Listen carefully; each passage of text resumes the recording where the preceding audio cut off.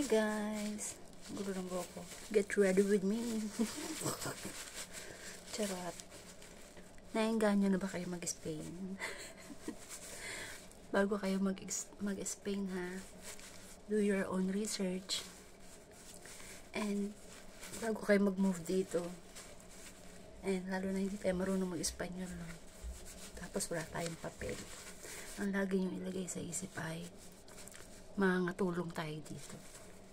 Para pagdating nyo dito, hindi kayo masasaktan. Kasi kadalasan, yung mga naririnig ako na, yung mga bigla-bigla na lang daw nag-move dito. Mapababae man o mapalalaki, lalo't walang papel. Lagi nyong isipin na magkukuskus tayo ng inodoro. Ganun ha. Para di kayo na-stress o nade-depress at hindi nagkaka-anxiety. May mga na-anxiety sa ganun. Kaya itatak sa isip, pag nag-move sa Spain, magkakasambahay, magkukuskus tayo ng inodoro. Vale? Adios, ang gulo ng buko. Yan ang gagawin ha. Bye bye.